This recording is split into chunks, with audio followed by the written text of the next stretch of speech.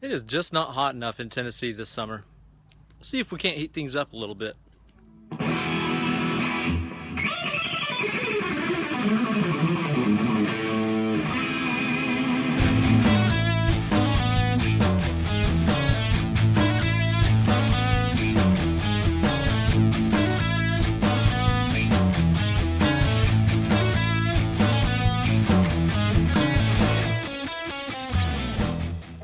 Well, hello there, children, and welcome to another episode of Weekend Wankshop here with your old pal, Uncle Ben, the only weekly lick lesson series foretold of in a prophecy by Miss Cleo.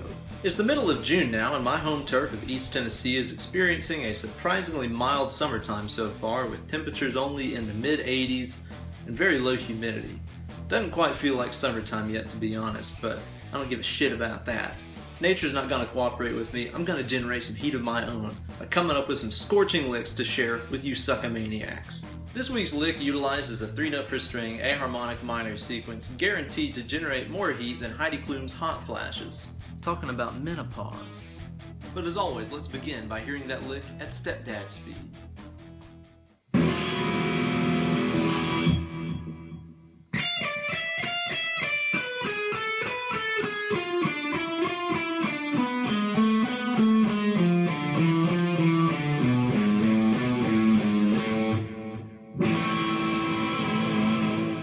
And as always, children, you can find a full tab for this week's lick on my Instagram page, Ben Eller Guitars.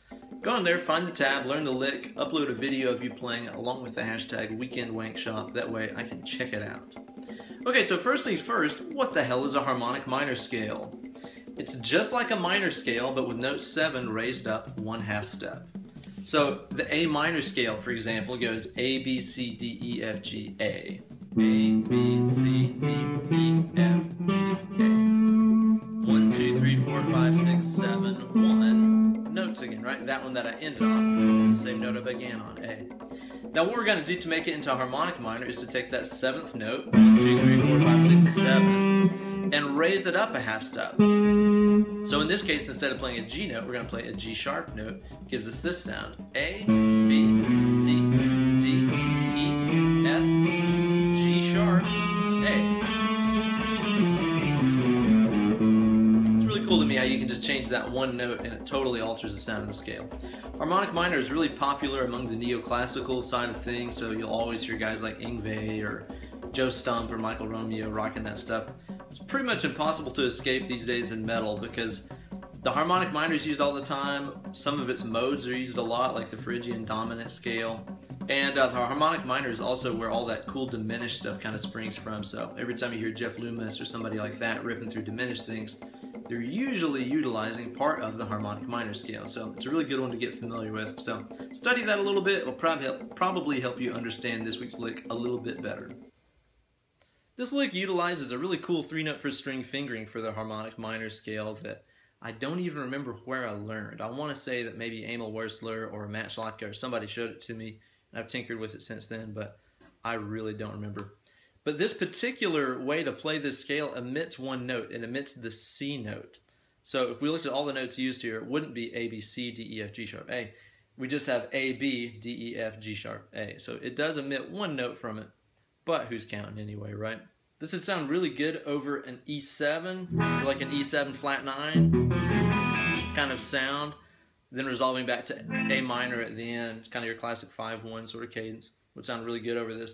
But anyway, here's the sort of 3-note per string fingering for this. Now I'm not going to start off on the root A. I'm going to start off on that weird natural 7th that we talked about, the G sharp, what I call the harmonic minor note. And it's going to go like this. This is cool because it's very pattern based. It's easy to play. I'm going to play G sharp, A, B. So in other words, it's going to play fret 4, 5, and 7 on the low E.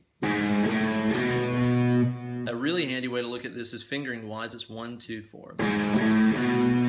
Next one I'm going to do on the A string is to play D, E, F. So what I'm going to do here is to start with my index finger on fret 5 of the A string, play my ring finger on fret 7, and then play my little finger on fret 8. So that fingering was 1, 3, 4. So we went 1, 2, 4, moved up 1/2 step, and went 1, 3, 4. Now the cool thing is this pattern will repeat in octaves after this. So if you move up another fret and start off here in your D string, Well, that's the same note as what we started on, but an octave up. This is a really, really handy thing to do for any kind of scale pattern, to kind of jump in octaves like this. But again, same fingering and same rules apply. You're going to go 1, 2, 4, move up a fret, and on the next string play 1, 3, 4. Now at this point we're going to have to move up 2 frets when we get to the B string because of our tuning. You know, before we just moved up 1 fret, but in this case we're going to have to move up 2 to again reach that octave of that G sharp note that we started on. So the third part of this sequence is going to go 9, 10, 12 on the B string. Again, that's G sharp A, B. And then on the high E string, again, scoot up a fret. You're back to your 1, 3, 4 fingering, D, E, F, or frets 10, 12, 13. Okay, so fretboard number wise, if we wanted to look at that, it's 4, 5, 7, 5, 7, 8, 6, 7, 9, 7, 9, 10, 9, 10, 12, 10, 12, 13. This pattern utilizes that in a descending fashion, so get familiar with playing that both ways, and we'll dig into how to play this guy. So one of my favorite things to do with any 3-note per string scale sequence is to create an even numbered sequence across that string, like maybe a 4-note pattern or a 6-note pattern, because it really makes the picking that much easier. As I've mentioned in other videos before, alternate picking loves even numbers. It makes it easier to change from string to string that way if you're using an even numbered pattern. So this is a lick that you'll hear guys like Yngwie Malmsteen do all the time. He does a lot of sort of even numbered picking patterns on his stuff. Now here's the whole idea. Let's say I'm starting on the top 3 notes here, D, E, and F, frets 10, 12, and 13 on the high E, right? What I'm doing here to make a 6-note lick is to play the highest note in the pattern, the lowest note in the pattern, and then I'll walk up, and then I'll walk down.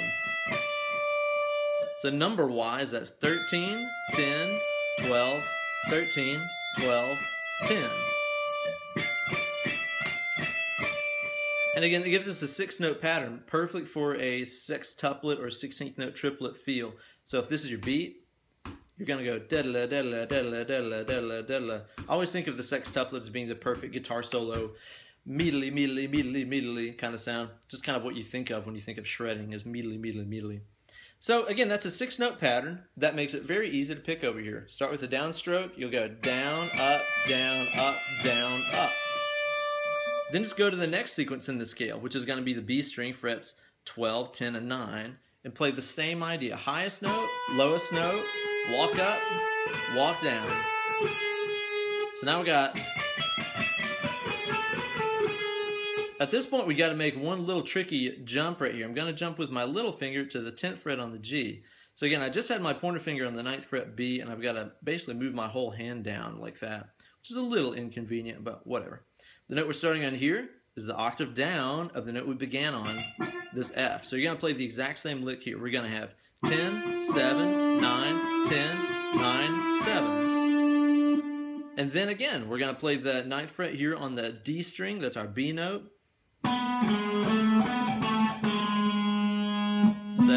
9, 6, 7, 9, 7, 6.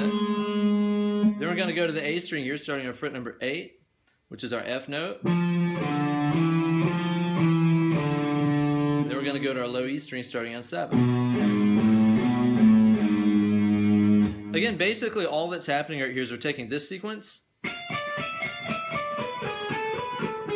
and just playing it in 3 octaves. The next octave down.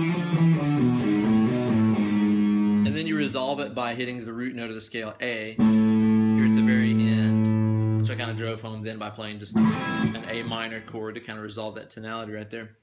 Yeah, that's basically it. Again, very cool way to jump through octaves like that. Using octaves to jump through scale patterns is always a great idea, and always remember too to kind of eyeball where those jumps are going to be. Here's your first starting point, here's your second starting point, here's your third starting point.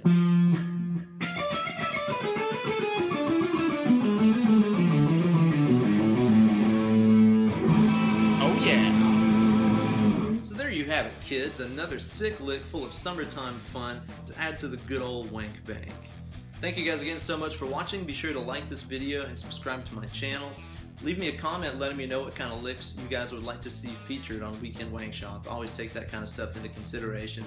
I aim to please. Be sure to drop me an email, benellerguitars@gmail.com, to see about booking some one-on-one Skype lessons where Uncle Ben gonna teach you all that good stuff that you've been missing out on in life, like scales, modes, theory, arpeggios, all kinds of good stuff that you need in your life. Stay tuned next week for more. Wank you very much.